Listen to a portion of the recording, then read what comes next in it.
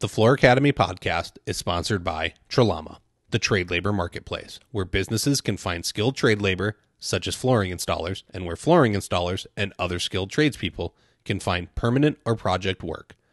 You can set up your profile at tralama.com, TRALAMA.com, or download the app from the Apple App Store or Google Play. And remember, Tralama is always free for skilled tradespeople. In-floor heating has never been easier. The new 2020 NWFA guidelines provide electric in-floor heating options that do not require the system to be embedded in cement. The Warm Step system allows for safe installation for glue-down, floating, and nailed-down installation directly over an in-floor heating system. What does that mean for the wood flooring dealer or installer? It means you can now offer your customers a simpler, faster, more cost-effective option for safely installing electric in-floor radiant heat systems with a wood floor. ThermoSoft's Warm Step is tested and approved by many flooring adhesive and fastener manufacturers. Visit warmstep.com now to learn how you can heat up your business with the best in-floor heating system for wood floors. Welcome to the Floor Academy podcast. I'm your host, Kyle Hedin, owner of Illustrious Hardwoods in Phoenix, Arizona. We're here to talk with flooring professionals from all across the country about the issues that matter to you. I want to encourage you to learn while you earn. This week's guest is Matt Garcia. Matt owns and operates Craftsman Hardwood Flooring in San Angelo, Texas. After finishing high school early and not being super interested in college, Matt committed to being a third-generation flooring installer. After learning the ropes in California for many years, he made his way out to Texas for his wife to enjoy her family and to raise their kids. With no reputation to help him build a business, it was now time to sink or swim. Listen in to find out what kind of value additions Matt is using to separate his business from the pack.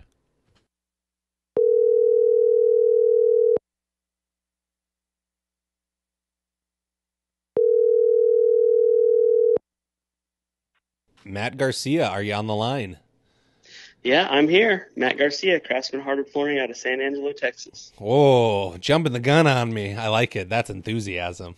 Welcome to the Floor Academy podcast, buddy. I appreciate you listening. I appreciate you supporting. Let's be upfront and honest. You did not get invited to do an episode because you are supporting the show. You just got invited because you have content to add. Although if somebody wants to pay me to come on the show, like, I'll gladly take your money. Don't get me wrong. Oh yeah, definitely, definitely.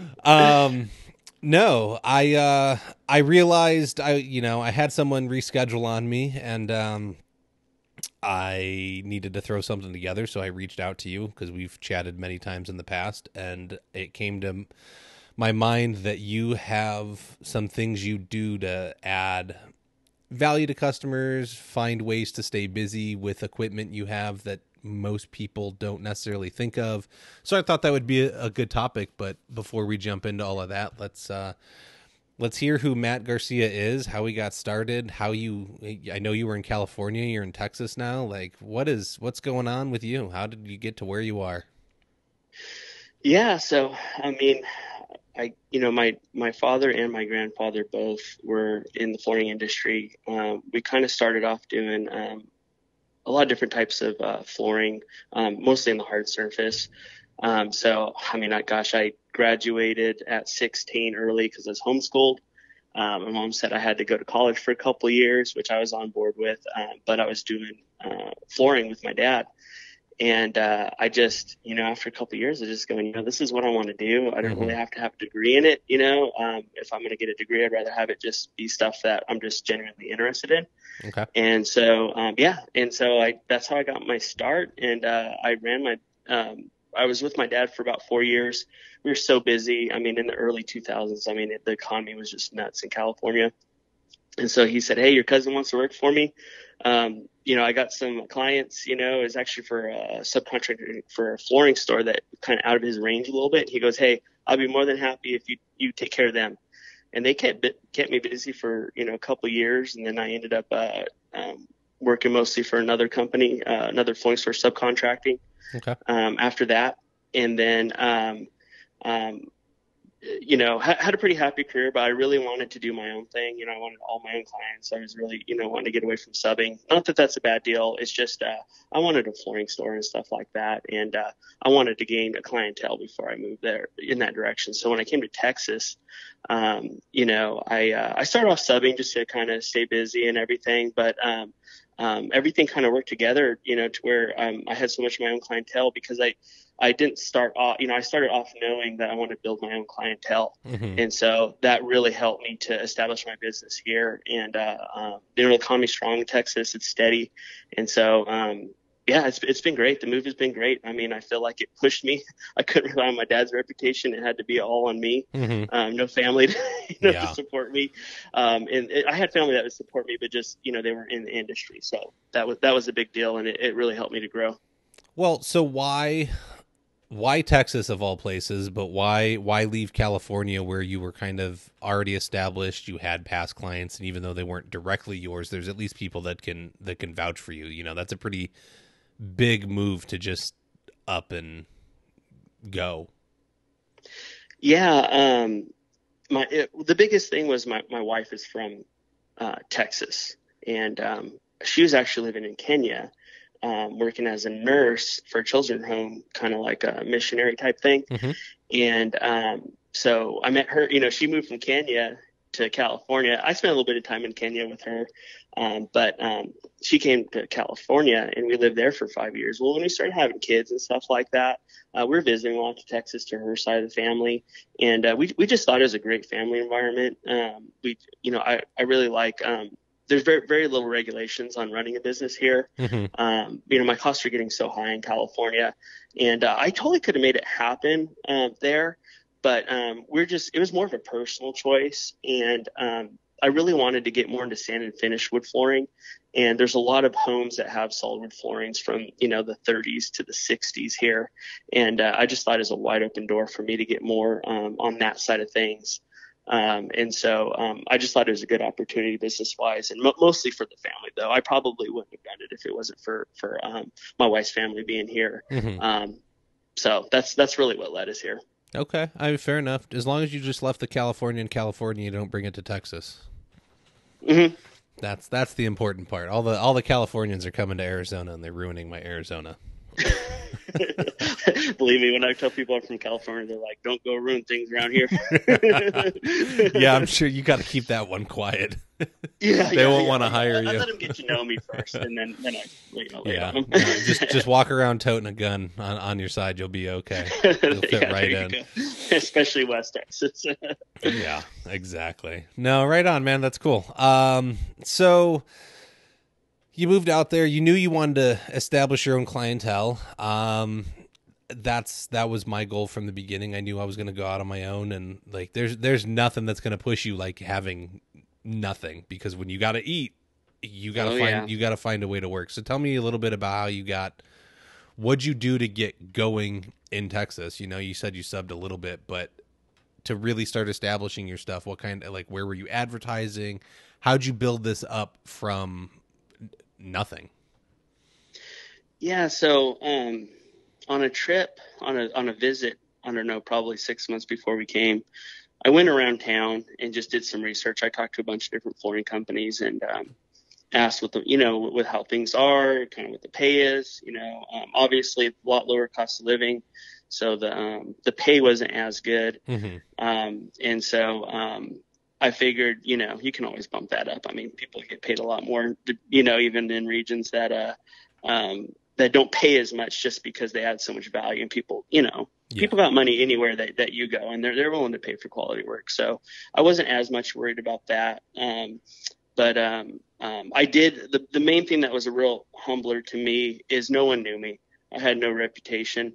I had to do all the work that I snubbed my nose at before. Yeah. You know what I mean? The stuff where I'm going, oh yeah, that's what rookies do. And I'm just going, oh my gosh, that's what I'm doing right now. But I never went without work. It was more so getting the name built up. It made me really realize how much your reputation matters, because I had all the skills in the world, and I couldn't land, very profitable jobs at first. And I was just going, okay, well, I really got to work on that end of it. And so I didn't really do a lot of advertising, mostly building relationships and stuff like that. I took courses, training courses, and really learned, the value added end of things. And so I use that more as my marketing tool than anything. I started, some social media stuff and just, practice, say, hey, we do this and we do this, we want to take care of you. We want you to feel this way, when the job is done. I realized, I think my biggest, light bulb moment was realizing what my target market was. And, that's women, usually over 50, I would say probably 50 to 65, Okay. and I was going, gosh, I'm thinking as an installer, as a dude, what do they want? When they're the ones that are really pulling the trigger on, if they're going to get a wood floor. And so, I revamped everything trying to get in that mindset. I interviewed women, that were in that demographic, and, they care how clean the job is. Mm-hmm. They care about so many things that contractors really are not that worried about because they know it's going to get done anyways. Mm-hmm. But the client, they will remember your name if the job's totally clean when you're done. I mean, you could do an immaculate job. I used to get so frustrated. I'm like, oh my gosh, I did a pattern floor. Like it took all this expertise, passion and all this stuff for the trade, tools and, high-tech tools and everything to get this job the way it is. And she told all her friends about how clean we were and how we cleaned up every day. That's what matters, man. It's goofy what matters in the mind of a client, Yeah. But if you understand that, just like you said, you were able to build it up. I think that interview part is interesting. That's something I don't know that a lot of guys would invest time into. So where did you go to interview? Did you just like start walking down the block in your street? Did you like go online and ask openly in like community forums? Were you wandering around the mall and just like wandering up to people like, you look like my target demographic, let me go ask you some questions?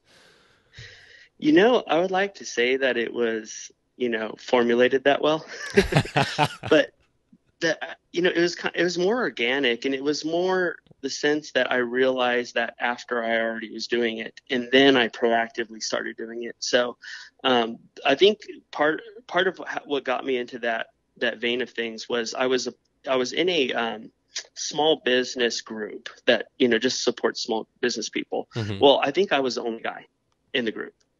And so all the women were in my target market, and we had to do, fill out papers. What's your target market? And I started looking around the room like, it's these ladies that I'm with. Like, I need to find out what they want. Yeah. And so I started asking them, hey, what matters to you? And I mean, it was so much different than what I envisioned what it would be. And so then I was thinking, well, gosh, I usually worked for my target market. So I started asking them, hey, what do you think about this? What do you, trying to not really prod the direction of the response, but just kind of say, hey, what do you think about this? What do you think about that? And they would get the most excited about, some of the things that I wasn't even aware that was going to be that big of a deal to them. Mm-hmm. Even just, I would say, hey, what restroom can we use in your home? And they're like, oh, thanks for asking. You're more than welcome to use this one over here. But then I would, find out later that they told some person that they were really courteous or me and my guys were, courteous and, asking what restroom we can use. And I was just going, gosh, I didn't think that would be something that they would think to mention to their friend. No, it's the little things that go such a long way. They hired you because you're the professional. You should have the skills in the trade. But those are all huge, little, tiny value adds, making sure that the site's cleaned up at the end of the day, making sure that tools are put away, whether they let you keep them in the house or they all go back in the trailer or whatever you're doing. Asking for the bathroom. That's not the first time I've actually heard that in conversations with somebody. And so, don't go using their master bathroom unless you're working on it. And even then, they probably want you in the powder room in the hall. Just go use it and keep it clean. Don't Don't be making a mess in there. Don't let your guys make a mess. Yeah. It's funny. It's so simple, and it sounds like they just had huge reactions to these, and really, that's what kind of helped grow your name was the obviously you were churning out good work, but it wasn't necessarily the work came with the other things, and the other things were what separated you from every other contractor out there. Yeah, yeah, definitely. Yeah. I mean, I'm huge on the craftsman part. I mean, gosh, I can be a complete nerd, about, all the custom, things that we do on a job. But yeah, I mean, you got to be a little bit humble sometimes and realize, all the other million things that are going to set you apart that really doesn't take all the training and craftsmanship. I mean, you can train your guys to do that very easily, and they may not be very skilled, but you can teach them that. And that can actually move the ball so far, even on a guy that's completely unskilled. I agree. I mean, it's as simple as like if you're cutting on the patio and you got to blow the sawdust off at the end of the day. If there's a bunch of leaves on the patio, blow those off too. Yeah. Just go the little extra mile makes all the difference in the world. That's a great example. I like that. It is. It happens a lot around here. Not that we have a lot of leaves that fall, but you get some bushes and stuff, and not everyone has a landscaping company that comes around in their HOA. So just clean it up for them. Yeah. All right. I know what really got me thinking about this with you. And I knew that you were like into this mindset of finding the little extras to like justify a higher cost and thing is I know you own the Bona power scrubber. And I think there's a competitive model like the Dirt Dragon or something like that. Okay. So essentially it cleans a hardwood floor and makes it like shiny and pretty again. And it's funny because it puts water on a hardwood floor when all you ever do is tell people like, don't put water on your hardwood floor. And I know it's not a lot. It's always funny how that works. How, I think it runs a couple thousand. It's like 2,000, 2,500 right around there. The Bona one's about 3,500. Okay. I think the other one that you mentioned, I think Basic Coatings makes it. It might be a little bit less. Okay. We're in like the 3K range. I mean, that's not bad. Like it's an expensive tool, but it's not. I mean, it's less than a big machine, so it's not that bad. Oh yeah, that's true. So what are you doing with that? How has that helped you kind of add value to your business and really change your offerings and your pricings to justify being the more expensive guy in town? Yeah. So, when I got the power scrubber was kind of a dilemma for me because I'm just thinking, how am I going to monetize this thing? I figured that it's going to set me apart, but it was just really hard to tell exactly, how much it's going to do for my business. And I just got to the point where I'm going, you know what? I got a lot of years left in my career and, the cost of that machine is, it's a lifetime machine. You might end up, getting some parts for it here and there, but the overall, machine is going to last you a really long time. And I'm going, you know what, I'm going to get it because I'm going to use this thing for so long. I mean, I just don't see how it's not going to pay off, at least if it just, helps promote some of the type of work that I want to get. And we use it for recoating. Bona has a guaranteed recoat system, and it's a total mess if you don't have the power scrubber because you got to use a gel to prep the surface to decontaminate it. But it's really the only way I want to do recoats because there's so many little contaminants that can mess up your recoat. And so for me, it was dual purpose. I could use it for my recoats, which could be very profitable because, you're in and out, it's dustless, it's quick money. And not only that, but with all the pre-finished flooring that's out there, that's going down, all the engineered stuff. I mean, a lot of that stuff you can't sand. So, recoats are going to be huge, when those floors start wearing out. Oh, yeah. They already are starting to wear out, and, we can jump on those and recoat them if they haven't gotten too bad. So that led me into, being able to clean the jobs as well. When I was done, somebody's got an ebony floor, pre-finished, new construction, it just gets so dirty, and I Oh get those yeah. calls, people nearly crying, saying, "Oh my gosh, my floors just look horrible." I used to just say, "Well, after about 6 months of cleaning it, it might start getting clean." I'd say it a little nicer than that, but that's really what I knew was going to happen. And so with the machine though, it's got a dirty water tank, a fresh cleaner tank. It's got spinning brushes, and it's got 2 vacuum squeegees on either end. So you just, it's 16 inches wide. You run that thing in a 16-inch pass, and it's perfectly clean. One pass. So, Okay. I mean, you can imagine how quickly you can clean a floor out. I mean, I usually count more for my time to get there and set it up than I actually do, cleaning the floor. I mean, if you got 3,000 feet to clean, it's going to take you probably an hour and a half. But, That's quick though. really, yeah, it is for how clean it gets. I mean, you can eat off that floor pretty much when you're done with it. I mean, you get wire brush floors and things like that, and texture floors. I mean, even vinyl plank, a lot of them got a little beveled edge. You would be surprised how much dirt sticks in that beveled edge, when you're trying to clean it with a mop. You vacuum it, clean it with a mop, and it's still dirty, and you run that power scrubber over it. I mean, we've had people that clean their floor 3 times, and they're like, "Hey, can you come, bring your machine?" And I bring my machine over it, and you could see a line, Oh wow.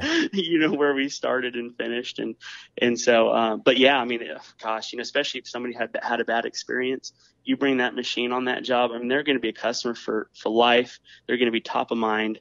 Whenever anybody else wants a wood floor, they're just going to say, "Hey, you got to go with these guys. Nobody else could offer this service." And that's kind of the nice thing about it. Right now, people are not using those, very commonly. So, you're going to be the only guy that can say that you can do that. Yeah, that's an interesting proposition. I mean, not only are you probably one of very few in your market, especially if you're, like you said, you went and got some certifications to stand out. Now you've got a machine that not a lot of guys have or are going to see the value in. So you just keep finding little ways to separate yourself. I mean, you said you're doing like 3,000 square feet in like an hour and a half. That's really quick. I mean, how many times are you having to dump the machine and refill it in that amount of time? About every 1,000 feet. Okay. So, I mean, yeah, you can get a significant amount done quickly. And then if it's working with vinyl plank, I mean, that stuff's huge and going in Yeah. all over the place. So now you've got, Yeah. it's not just for wood floors. So you've got multiple surfaces that you can use it with. Is it going to work on tile floors too? I mean, you can just, like Yeah. any hard surface floor, essentially, you just put it on and Oh yeah. clean and go. Yep. Yep. I've actually had people that, I do the wood floors and they're like, "Oh, my stone or my tiles filthy. Can you come do it?" But we've cleaned slate, and there's really nothing else you can clean slate with. Slate's tough because it's nearly muddy. And we've gone through, and because of the vacuum system, it just pulls all that out. So I mean, I've had people that were just like, "Gosh, I didn't think that there was ever going to be a way that we could have cleaned this, this type of floor," and it's cleaned it up real nice. We another way to really, if you really want to wow them, I mean, just showing how clean it is will wow them, but you invite them to go dump the tank. And it's like, there's just sludge in there. I mean, I've had floors that people were living in their house and they had a clean house, but they didn't really know how to properly. They were either waiting too long in between when they would mop their floors, or they were using a Bona kit, and they would only use one pad for like 2,000 or 3,000 square feet. And they would just constantly redistribute that dirt, and they had no idea what they were doing. And I, say, "Hey, let's run our machine over and let's see how it is." Cause they think they need a recoat or something like that. Yeah. We'll run that machine. It looks like brand new again. And, I'll say, "Hey, come check this out." And it's almost, I kind of gotta be careful because I have, kind of almost embarrassed people. So dump that on what they thought was a clean floor, or they had just mopped it and it's just filthy. And I'm just like, I kind of do it educationally. Like, look, I'm going to get you on a better, cleaning regimen. And we won't have this problem anymore. And they're definitely, pretty wowed at that. No, yeah, it makes sense. You gotta show them what's wrong so that you can educate them on how to fix it. But with that education, you're building in that lifetime referral base, that lifetime customer. I think that's something that's highly ignored in a business, is lifetime value of a client. You might get somebody from that cleaning and you're only charging them a few $100s to run out there and clean their floor. Oh, But yeah. how many other projects will you get from them once they realize what you're doing, even if it's just the cleaning projects. I mean, you could be talking thousands of dollars over 20 years. And if you get some installs in there and custom installs, like that's tens of thousands of dollars. And that's from one project that ran a couple $100. And I think a lot of time, we preach, make more than everybody else in your market, find the different values to add in so that you can be the most expensive guy, make sure you have a day rate, know your numbers. But sometimes you got to go against that rule, and you've got to go and take that little tiny job for the little old lady that's just like in a pinch and doesn't understand how to do it or whatever. And you don't want her to get ripped off. So you take a hit, but who's she going to tell? What's what's her value as a client over the next 20 years? So there's sometimes you got to break your rules and do some things that, we preach not to on this show. You gotta, everything's a different situation for sure, but you can, you gotta bend them. Yeah. Cause you may break your rule, on one job, but depending, if you do that here and there strategically and, and just out of kindness too, I believe that stuff comes back to you. You help out the little old lady that just, didn't know what to do. She was scared that she's, going to get something that might mess up her floor. Let's say it's a repair or something like that. It may not be profitable, but, you go over there and, you're at least going to make some money off of it. You can try to make it to where you can make ends meet on it. But, her daughter, might be building a big old massive custom home, and she's going to, force her daughter to come to you first, Yeah. And I've seen that happen a lot of times. It could be 2 years later, and that little old lady, she still has you in her Rolodex. Yeah.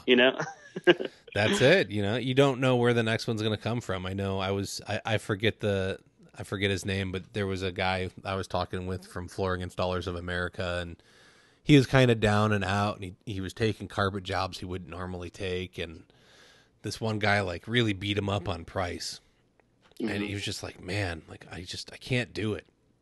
And he went, he did the job anyways. And now the guy's referred him out like multiple times, and he's sitting there being able to charge his normal rates, and he's making good money, but it's because he took that one hit so that he could continue to feed his family. And now it's paid off. So as much as we preach, be at the top of your market and do all this, that, and the other thing, sometimes, times get rough, and you might have to quote unquote slum it a little bit. So go slumming and see what happens. Absolutely. Yeah. Oh, all right. What else is the Bona Power Scrubber doing for you? I mean, you're now able to clean multiple types of floors. You're doing recoats with it. Is it adding stuff anywhere else? Yeah. I mean, you can get people on a maintenance program, clean it by the square foot. I'm not really tapping into that so much right now. I just have other things, we're opening up a showroom. Yeah. And, we're going to have product to push and stuff like that. So I really want to keep our schedule more open for new installs. And so, I would like to, cause people do appreciate, you offering that service, because we get people that live out in the country on the ranch, and they just got a lot of dust. It gets down in the grooves and the grains. Basically any type of hard surface floor is going to become more difficult to maintain, just because any type of mop system is not going to extract. Yeah. That thing will extract, and so. Sometimes people want that regular maintenance because they know that when they do clean it themselves, they're not going to be fighting residual dust and buildup from their previous cleanings. You had 2 or 3 years on top of that. Well, you get some off, but then you're redistributing some at the same time. Mm-hmm. And so that's a good way to do it. You're going to get a lot of high-end clients doing that. Some people really do really well with it, and the clients are, thrilled with it. It's an answer to their problem. And so, that's another way that you can do it. Marketing it, I know I had posted a little bit of a marketing pitch on the Power Scrubber, and,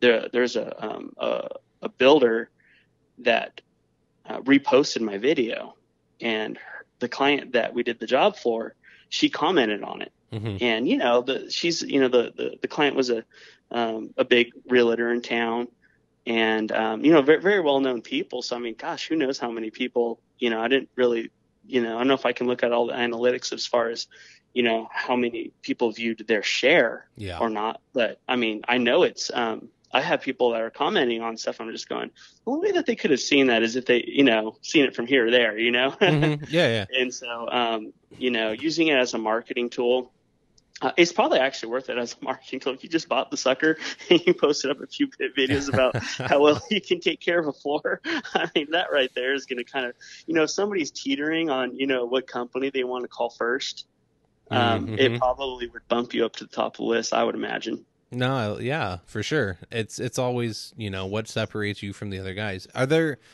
So it's just water, right? You're not adding in like any kind of like Bona cleaner or like stone cleaner. It's just water, right?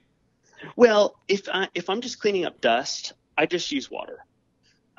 If it's an existing floor, let's say especially in a kitchen or something like that, where I know it's been exposed to, maybe grease, oils, contaminants that water won't lift, then I will use you can use wood floor cleaner or tile and laminate cleaner in it, either way, and you can put that in there. So you just add the Bona like stuff right into it.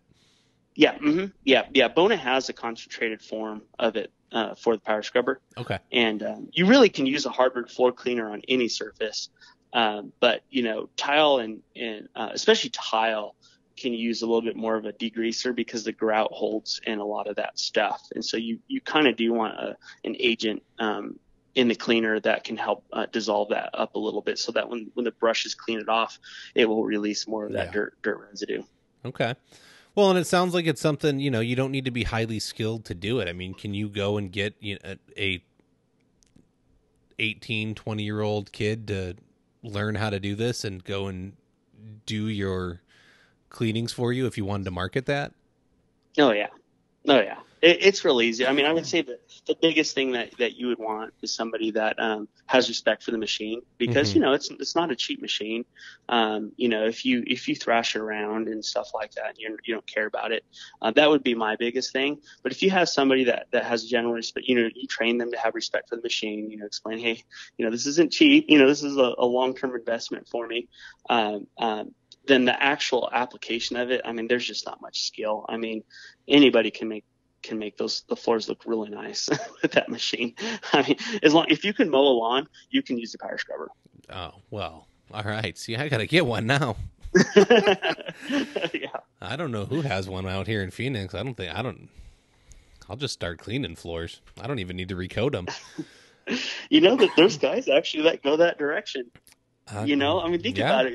If you could, let's say, you can get, I know at the higher end, guys can get like $400 a cleaning. All you'd have to do is like 2 a day. Your overhead would be like nothing. Mm-hmm. Oh yeah.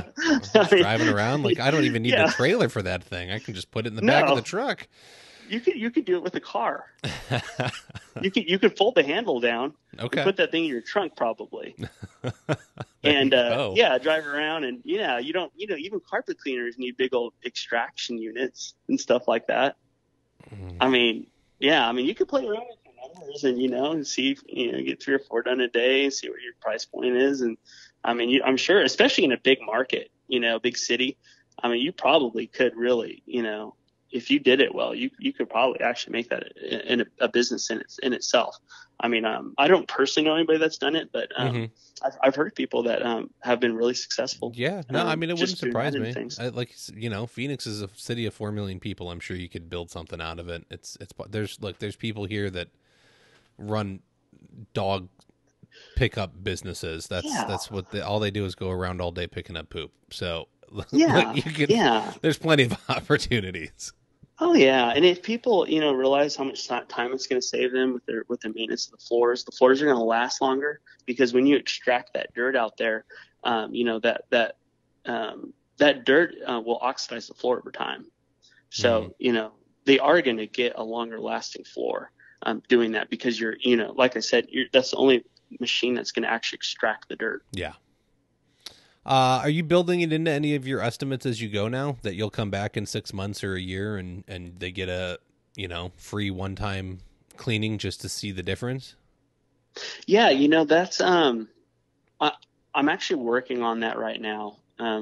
Where I'm working on my showroom right now. I'm putting in really custom floor, and it's like taking months extra time. Yep. But it's good. No, though. I saw. We keep playing busy. Yeah, I'm like going, gosh, why did I make such an intricate border? But it's kind of one of those things I just can't help myself but do it, and I think it's going to pay off too, because nobody else does that around here. And so when people come, I want their creativity to explode when they hit that showroom. Just think of all the possibilities. People spend $100,000 on beams in their houses around here. I mean, why not their floors on something that they're going to use all the time? Yes.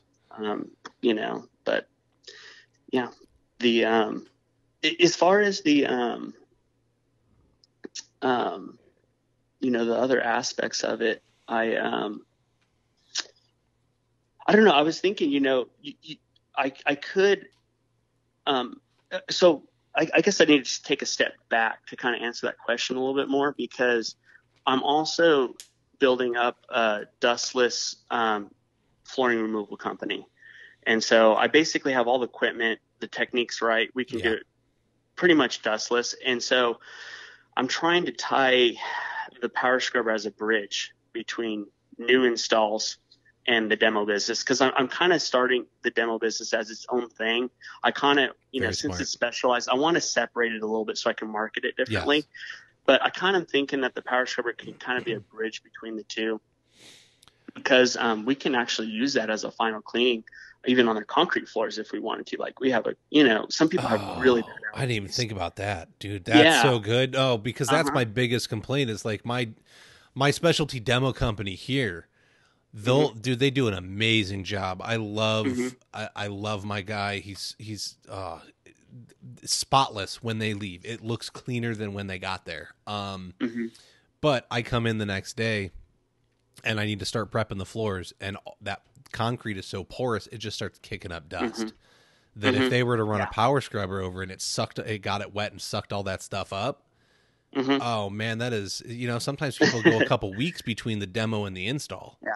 Yeah. And that dust is just getting kicked up constantly in their house. It drives them nuts. See the white marks everywhere that they walked. Yep. Yep. Oh, so that's good. And I like that you're taking the demo company as a separate company. You're not building it in. Definitely good for distinction in my opinion, because you do want them to be separate. It's two different tasks. Like even though you do demo for the hardwood, just demo only is really its own thing and its own specialty. So nice. Yeah. I would like to, my vision is to have the demo company be built up separately, but I would like to form a crew that just does the demo and preps out my new install jobs. Because, I would like one trailer that's got the big vac, the big grinder, all the demo equipment, and they could literally just roll up. I would almost like have my install business pay my demo company to do it. Yeah. And that way I don't really I can keep my install guys just on install. I can keep my sand and finish guys just on sand and finish. And, and then a prep crew that, when the install guys come, all they have to worry about is install. And so I would kind of like the cleaning end of it, kind of maybe have, like what you said, one person that just does cleanings for me. And I could, because think about all the footage of wood floors that you install in 1 year. Yeah. Those are all potential cleaning jobs in the future. And, you say, hey, you can get a cleaning, you can build it into the job in a year. That keeps you top of mind for new business for your install, but it can also be a supply of business if you're able to hire somebody that could do cleanings and kind of market that as its own thing as well. Like a carpet cleaner does. A lot of flooring stores will market their carpet cleaning separately, but it ties into their sales of new carpets, because they're gonna be there clean their carpets, and they're going to say, hey, this may be your last cleaning. Your carpet's, getting frayed. Mm-hmm. And then that ties right into the new sale. So, for us, that could tie into recoats for hard surface. Oh, definitely. Yeah. Well, and Yeah. how else are you going to get, you got to get in there. So, Yeah. you get the guy in there cleaning, and, you build in the first one, you get a free cleaning in a year. It's built into your price. It is what it is. And yeah, that guy automatically gets to go back in and do an inspection in a year on that floor. And then what are they going to do? They're going to see the difference it made. So maybe they have you back out in 6 months or a year, and you have them keep going. And, 3 years down the road, 5 years down the road, it's, hey, it really is time to do a recoat on this. So let's do the cleaning, and then we'll get the recoat guys in here tomorrow, and they can take care of it. Yeah.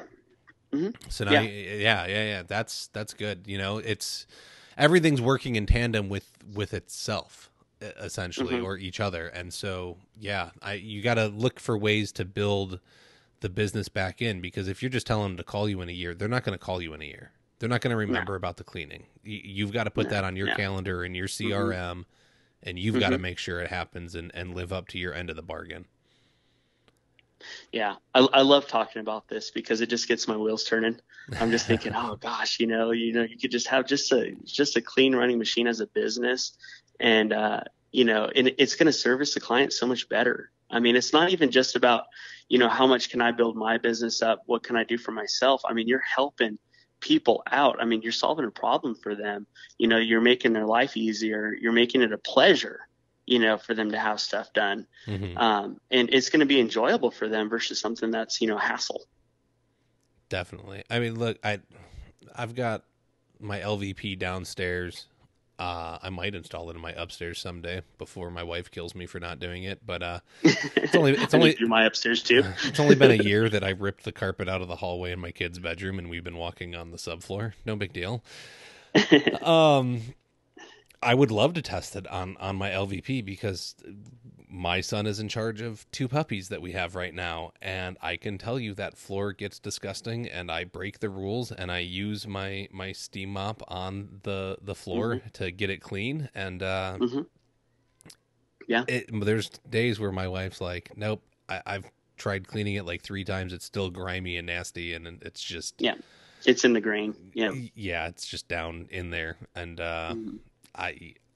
I'd love to see what it could do, something that's actually getting it up and out instead of just steaming it to a cloth that's attached, but then that cloth gets dirty in the first 20 square feet and you're just pushing that dirt around the rest of the time.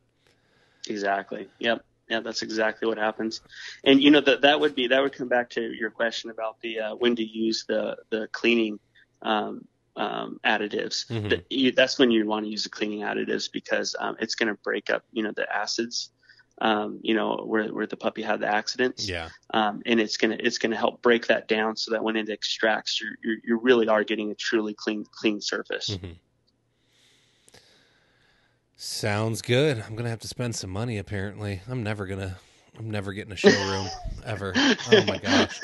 I've put it on. I want a showroom like you, and I've got I'm like, I was gonna do it this year, and then like the pandemic kind of happened, and I was like, nah, I got like different plans now, and I was like, maybe next year I'll probably just go spend all the money on something else and never open a showroom. Well, it's that kind of stuff is really, because I'm thinking about this. So I basically, when I moved here, I had basic, install stuff plus some routers and a few specialty equipment and stuff like that.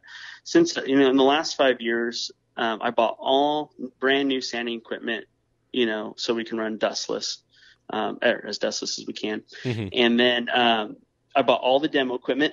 I bought the big grinder and stuff like this. And now I'm opening up the showroom, because, all that stuff, I felt like opening the showroom now, I'm not, like I said, I've spent all this time getting the showroom ready, and it's not even a big showroom, but I'm not strapped. It's like, our other business, can fund all that. because we have all these different things that we're doing now. And so I can kind of take my time with it. Granted, I'm kind of itching to get it open now, but I'm not panicked. It's not like, oh my gosh, like, I've been paying rent on this building and I got to get it open, or else, blah, blah, blah. I'm even, paying my sales manager, to take on all my cold calls and training them during this time. But honestly, it's not make or break it at this point, because I have all this other infrastructure as far as the service end of it goes. The store can be the icing on the cake. So, I mean, just to encourage you, as you're going along, there's so many things that you could build up so that when you do open up that showroom, it's strong. Yeah. You're not, you get a dip in the economy and you're not going to be out of business. Yeah. And that's really what it came down to. Is I looked at the financials, and it's not that my company's not profitable and I'm doing well, but when I go and look at the size space that I want to get in the part of town I want to be in, I'm looking at a rent that is way higher than my mortgage. And even when I get out of my small house that I'm in now and into a bigger place, the rent on the place will be higher than my mortgage. And I'm just like, I can't fathom that. I can't wrap my head around like doing that, even though I know the store would make me money. So I'm just going to hold off. I can clean up some debt. I can clean up where some money has to get spent every month and make it so it's not a burden. And I'm happy to be able to fund this thing that can help me grow my business. And so like you, just take it one step at a time and try and make it as easy as possible to where you can support it even through an economy like we're having now. And it's not booming, and you can just, it sucks to throw that money at something that's not making you money, but it doesn't hurt. Mm-hmm. Me and my wife got debt free. I guess it would have been about 6 years ago. Okay. And oh my gosh, I mean, just living debt free with the business and personally, and it hasn't been a fast process. I have to say it's not like a fireworks explosion of things happening, but I'm so grateful that we did it that way. We're cash flowing the opening of the store. All my equipment's paid off. Mm-hmm. I mean, I totally understand, the route of, of using debt to grow a business and stuff. And I mean, people do it amazingly well, but just the peace of mind that I have doing it just a little slower, but, not having to worry about, having debt on top of trying to pay all my current expenses and overhead. I mean, it's extremely freeing. It gives me confidence and stuff like that. So, I mean, it's really worked for us personally. I know my wife would, I think she would feel pretty insecure, personally, if we had a lot of debt in trying to do what we're doing. But, it was a real eye opener for me. I said, hey, I kind of want to do X, Y, and Z. We're going to have to take out of our savings to do it, and she just is totally supportive. I mean, just like, no, like, I get it. We'll fund our savings back up to do this. It's okay. And I was just like, wow, like that was amazing. Like for my wife to, have that much confidence in it, because I've made every mistake in the book financially, up until about 6 years ago. And so I'm just so grateful that she can look me in the eyes and just say, hey, like we'll be okay. It's not like we're taking out a loan for this, we're taking some out of our savings to accomplish X, Y, and Z. But I mean, she was just so supportive and so confident. And I was just like, oh man, that was just the biggest reward I could have ever had. No, that's awesome. And I get it, man. I'm not one to like, if you want to take out loans and grow your business and that works for you, like there are tons and tons of people that have done that successfully and masterfully. Totally.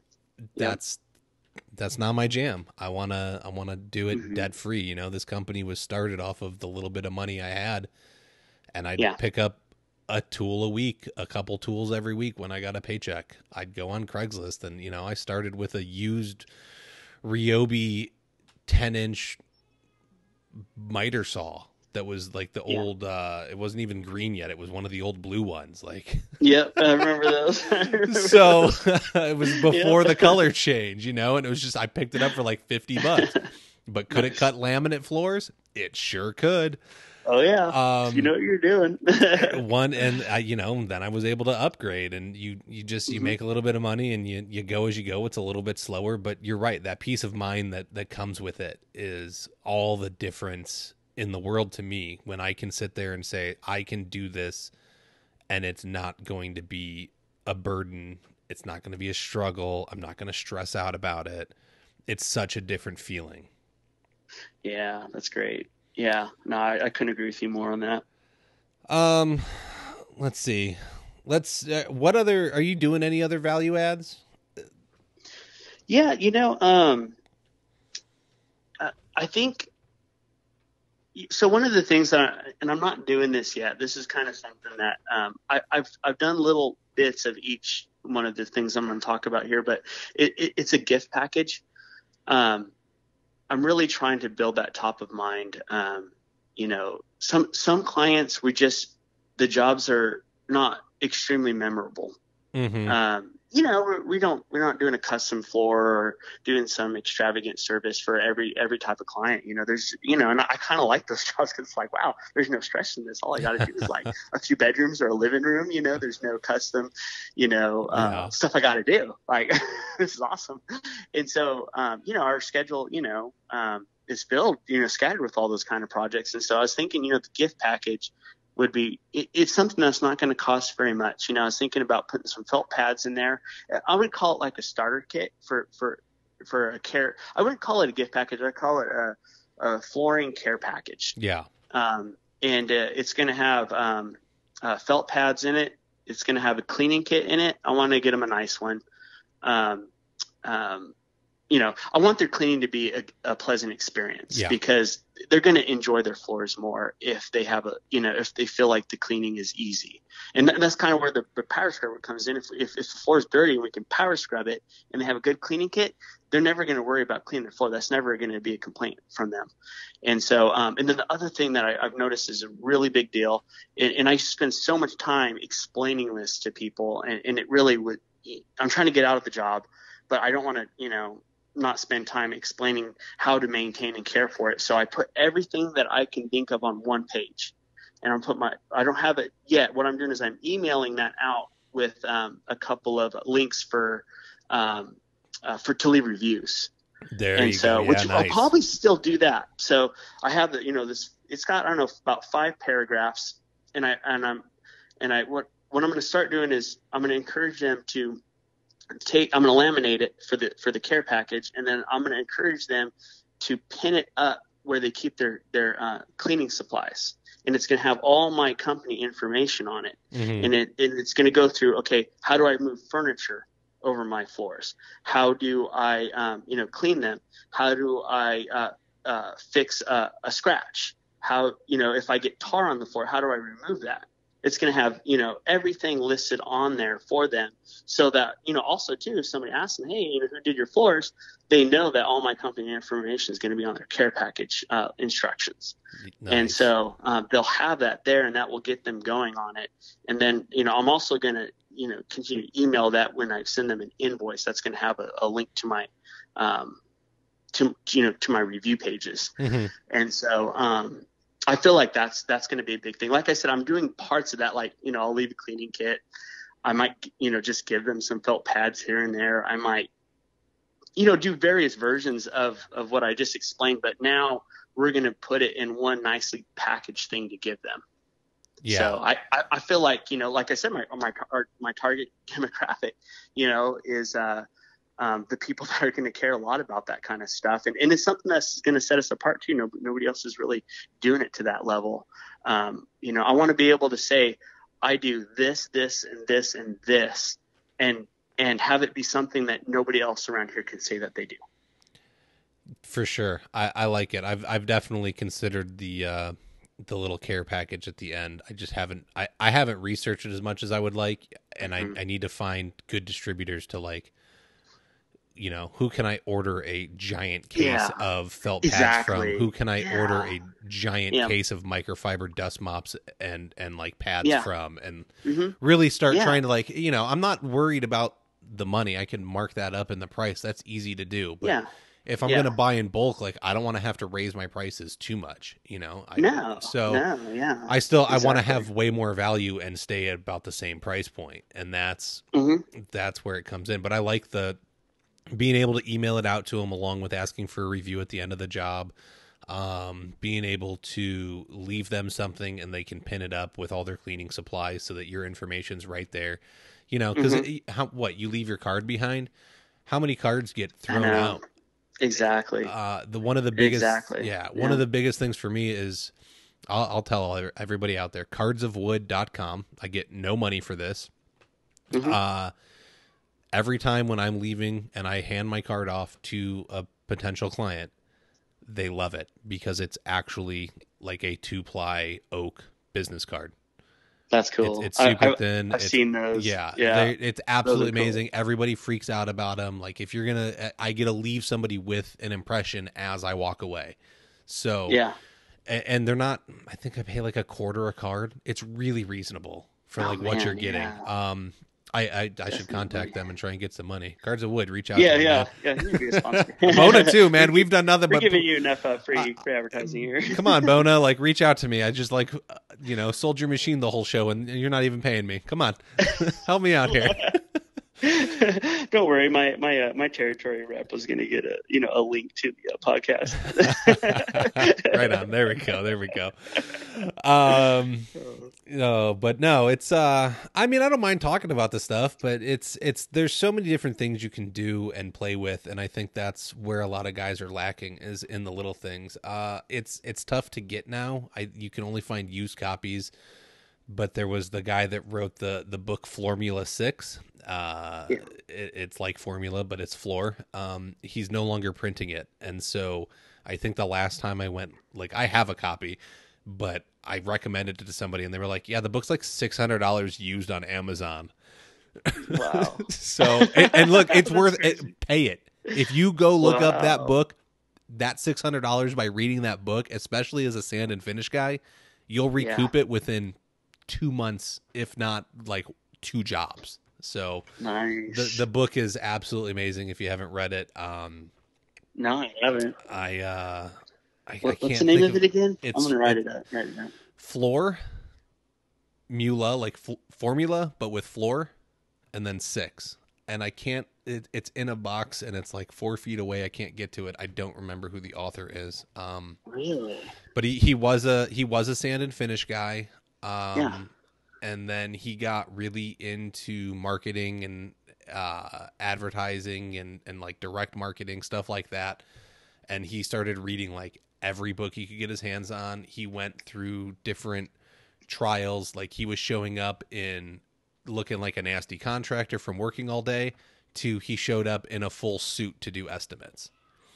Like just to see people's reactions and what worked best and all kinds of stuff. Yeah. So he went through all kinds of like research on his own, and he does consulting now. I can't think of his name. A lot of the you used to be able to find the ad for it in the actual wood floor, Hardwood Floors magazine. There was an ad for it for a while. Really good book though. He's not super active on Facebook, but he is out there. Some of the older guys know him, but yeah, I would pay $600 for the book. I think I paid $50 because that was the cost of it, but it's totally worth it. One of the things they do, man, who keeps calling? Check that out. What's another thing? Like I've brought up Olympic pricing systems to people, and they're not always super receptive on them. So that's one of the things that's covered in there, especially as like a sand and finish guy. Doing that like bronze, silver, gold package with finish options is a simple way to get value added to a project and make higher profit margins on a finish that doesn't necessarily cost you a lot more.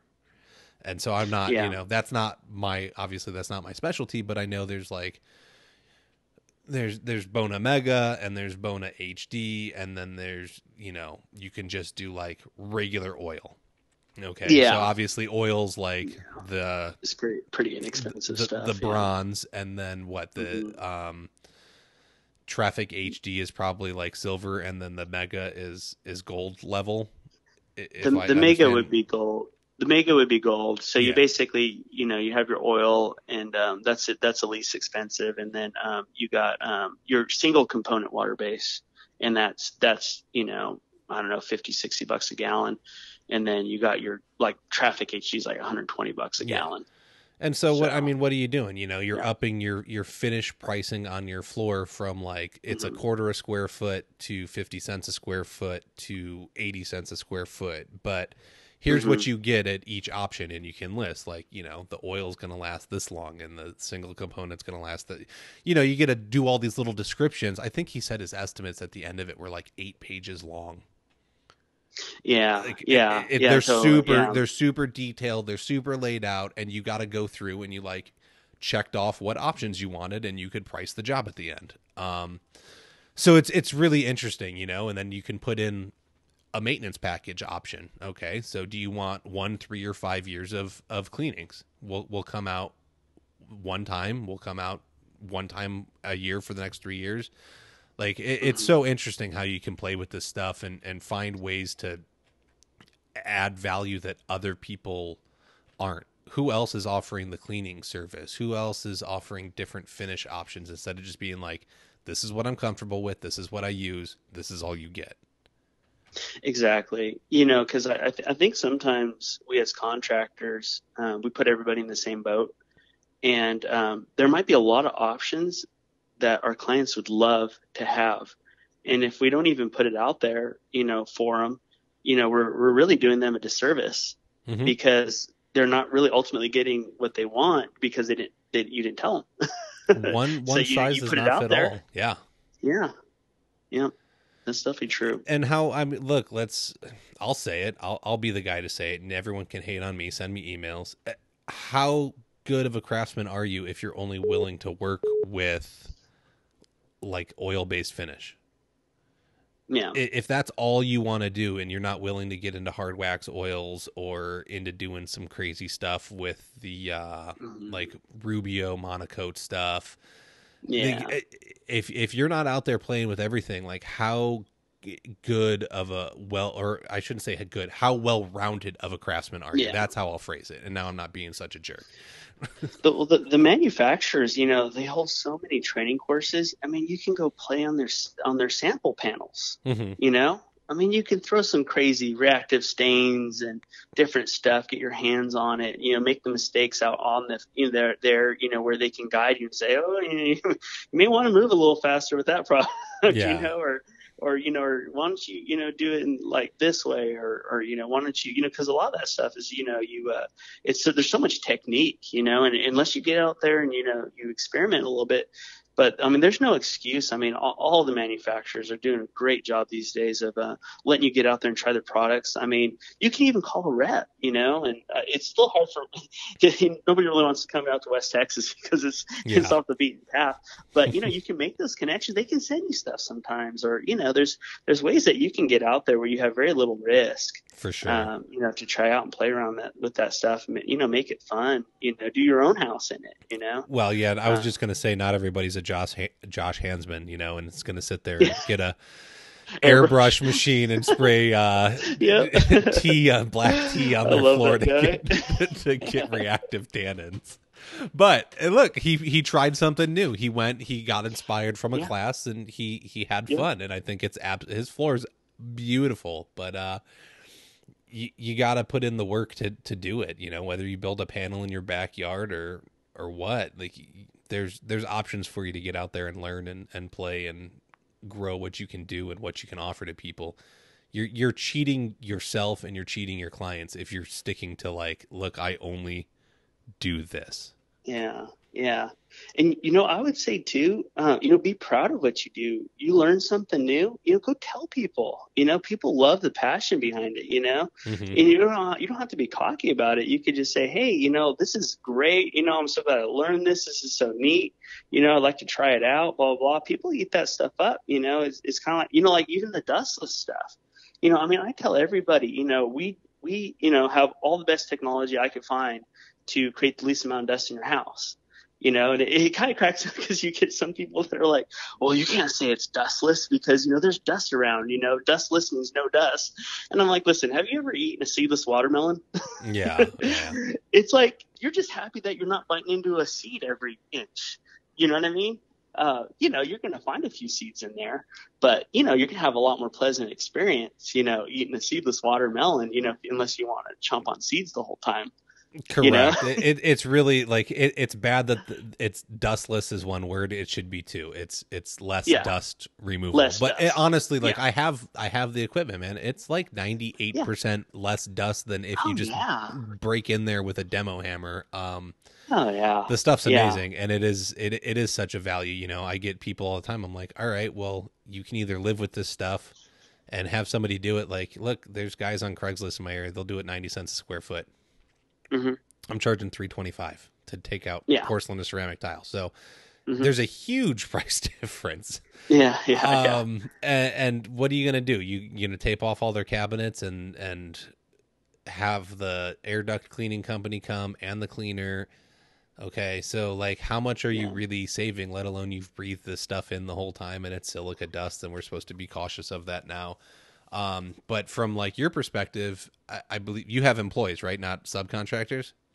Yeah, I have employees. Yeah. So you, as the responsible party with employees, now you have to give them annual screenings every year. And I think you got to do like chest x-rays or something. Like you don't have an option but to offer dustless removal because OSHA has compliance regulations on silica dust now.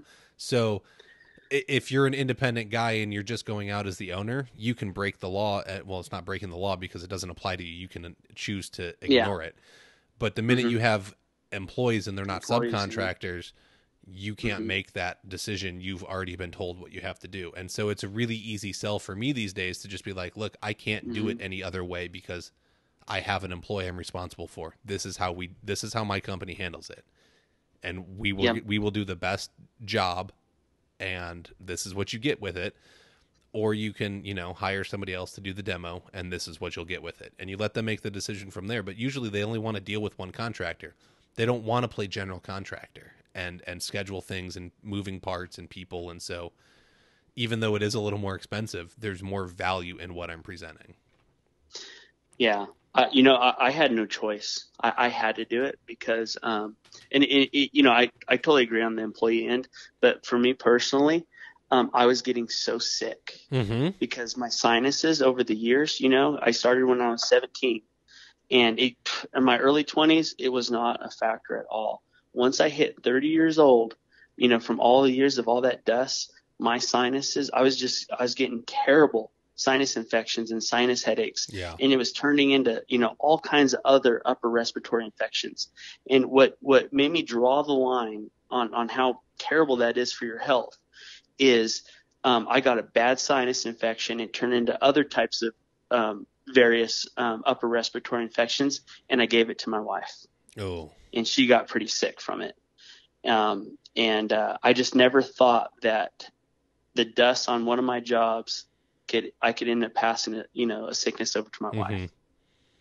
And I was just like, I don't want to expose my employees to this. I don't want to expose myself to this. I don't want to expose my clients to this because this is getting serious. And, I do a job. I don't know how sensitive their kids are. I don't know how sensitive they are to the dust, but it just made me draw a line out. I mean, I'd feel terrible if one of my clients, had a sensitivity and, they got seriously ill or they got ill and caused somebody else to get ill from it. I mean, it made me realize like how quickly that could get serious, and you don't know until it's too late. And so that's when I started. I was either going to not do anything that made dust, which is really hard in this trade, or and then that's when I started getting equipment. And I was a one-man band at that time because I had just moved to Texas. So it wasn't that hard for me. I just need one vacuum. Now I need several to keep everybody busy and actually make it dustless. But that's all I needed at that time. And my sinuses have healed over the years. I mean, I'm hardly getting sinus headaches ever. Usually if I get a sinus headaches, it's just because there's stuff in the air, allergies and stuff like that. It's like it's healed up that much over the last few years. I mean, I'm amazed and thrilled over that. That's great. I mean, I'm sure you're more concerned about the damage long term from like not wearing masks and things like that. But Yeah. it exists, but that's honestly like why this stuff exists. Is go back, like, listeners, go way back. There's an episode about personal protective equipment with Jeremy Waldorf, and he lost his dad because of it. It's a really touching story if you haven't listened to that episode. Like it was very, it's very open, it's very candid. It's moving. If you don't think you need to wear a mask or a respirator or gloves when you're doing finish and stuff, like, go listen to that episode. I guarantee you it'll change your mind, because definitely don't play around with this stuff.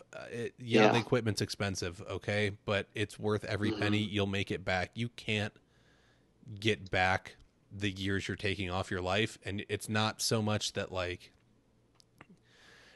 I think the biggest way people think, like, you know, if you're going to live to 90, like, oh, well, I'll live to 75. Like, it just chops it off. Well, no, that's not what it does. You get to live from 75 to 85 in the most miserable shape you've ever been in. You know, it doesn't just chop years off your life. It just makes them living hell. And no one needs to go through that. Like, there's stuff in place for a reason.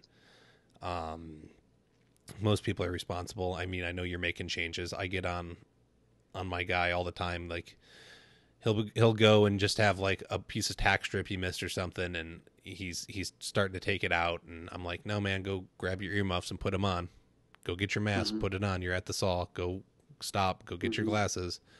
And it matters. You know, I don't want to be responsible for him losing a finger or an eye or having hearing issues. I'd rather encourage him to do it the right way so that he can have that stuff long into his life. I'd like to have grandkids one day, hopefully, and I want to be able to enjoy some time with them. Yeah, no, I wasn't worried about that stuff when I first started, and I mean, I wish I could have done it sooner, but you know, sometimes you just got to say, hey, you know what, like, the buck stops here, and you know, make it your normal. If it's your normal, I mean, it's really not, you know, in the big scheme of things. It's, you know, I still need to wear masks more, you know, because, you know, even with some of the equipment, you know, I do need to do that more. You know, we've eliminated so much of it, you kind of start getting lax. Yeah. But, you know, there are times where even when you're running the high tech stuff, you know, like table saws, you hook a vacuum up to a table saw, it's still going to be spraying in your face. Oh yeah.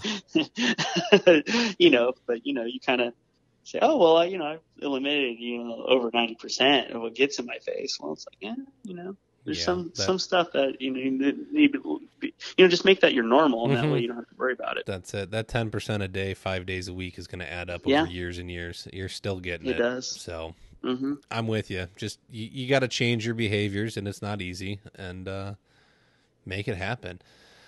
All right, Matt. I love it. I know we could find another topic or 5 or 30 to go on and on about, but we've definitely hit time, so I got to cut us short. If people want to reach out to you, follow your work, see anything, where can they locate you? How can they contact you? Yeah, so my name is Matt Garcia. Company's Craftsman Hardwood Flooring out of San Angelo, Texas. My website is sanangelocraftsman.com. And I'm on Facebook under Craftsman Hardwood Flooring in San Angelo. And we're on Instagram as well. You can find us there. You can look me up personally on Facebook. Should be able to connect that way as well. So, yeah. And, you know, actually, I'd like to put in a little bit of a plug, and I usually let people do this. My uncle invented it's called the Rapid Tapper, and it's a tapping block that connects to a hammer drill, and the battery operated ones work really good with it. But it's one of those things that you're not going to use every day. But if you get a nightmare job or a really difficult lace in, you're going to be so happy that you have it. And Taylor Tools is distributing it. right now. Tools for Flooring has it and stuff like that. But I just wanted to put in a plug for him because he put in a lot of work, patenting that thing and all that kind of stuff. And I feel like it's a tool that is they don't understand what it is. So you're talking I just wanted to plug yeah. that. So you're talking about being able to put boards back into the lace and not take them out, correct? Either way, I mean, if you can gap it a little bit, you can stick it in there and you can drive them out. Well, I mean, I've seen the cheat that where floors. people are taking the like hole saws and they're drilling the holes and then they're rounding out like one of the chisel bits to fit on the hole to like knock them out, but to be able to put something back in without having to beat it, that's nice. I like that. It's really good if you got to do a tight end for vinyl plank floors, because you can put that tapper on there and just drive it right in, and it doesn't damage anything. Yeah. It doesn't, you'll know, you do a tie-in and you actually tap a little too far and it wants to peak. Yep. It doesn't really do that. It just, it vibrates it just enough to where it gets movement going, and you just slide them right in. And like I said, some are easy, you don't need it, but when you get that tough one, I mean, you're happy that you had it because you just did the job in a tenth of the time. When especially, it's like, I had a job that I thought was a 1-day job, but the materials, I'm just fighting it the whole time. Some glue down floors that are real tight to install. Mm-hmm. You can, it's got these little tabs that you can, so they screw into the block and it lifts it up off the glue. So only it's got like a bullet point screw. And so that lifts it up so you can get on the other side and using the hammer drill vibration, it will drive it in place, but you don't get glue all over your tapping block because it's raised and it's adjustable to the height. So I wanted to plug that for him because, like I said, he put a lot of work into it, but people just don't understand what it is. So very cool. And it can help you all out. I mean, if you're a serious floor guy, it's worth having it, in the toolbox. You're going to eventually get a job where you're just like, oh gosh, I wish I had it, but I don't have it right now. And it's always those little tools that don't cost a lot that are just worth having around. Like, they might sit in the trailer for 3 years, but the minute you need it, it pays for itself in that one project. And you're like, yeah, that was a good buy. Oh yeah. I remember the first time, some of my guys, that were newer, I pulled it out because we had a tough job. I'm like, okay, I got something that's going to work on this, because we had done it a little bit just to see how it was. I'm like, oh my gosh, it's going to be a nightmare. We got to do like 2,000 feet of this. I pulled that thing out, put the first board in, and they're like, well, you've been holding out on us. No, you got to experience the hard way before you get the upgraded way. Exactly. Oh, man. Yeah. Awesome. Let's see. You did that. Keep working on your showroom. I know you're trying to do things. You gotta outdo our buddy Joshua Crossman because he kind of knocked it out of the park with his showroom. He put a lot of effort into that. So gosh, yeah. I know you got a border going on, and you were looking for some advice and stuff. You gotta step it up now. That's gonna be tough. I think he did something like, I don't know, 30,000 cuts or something like that. It was all that floor's I crazy. mean, the only fighting chance I have is maybe, a pretty design, maybe, that's I can only compete on that front. As far as like actual blood, sweat, and tears, creativity, and in just the massive quantity that he did, I don't know. He's going to be hard to compete with on that front. Yeah. No, good looking floor. Great effort. Oh yeah. I love it. Awesome. Keep banging away, man. It was great talking with you, and I appreciate it. I'm sure we will do it again soon. All right. That's great. Appreciate talking to you too. No problem. Bye. Okay. Bye. That's all the time we have for this week. To keep the conversation going, head on over to the Floor Academy Facebook group. Be sure to subscribe so you can hear each and every episode. We can be found on Apple Podcasts, Stitcher, Spotify, iHeartRadio, Google Podcasts, and most major podcast directories. Don't forget to leave a review and let us know what you think about the show. If you would like to be a guest, have questions or feedback, you can email us at flooracademypodcast@gmail.com. You can help support the show by becoming a patron over at www.patreon.com/flooracademy. Remember to learn while you earn.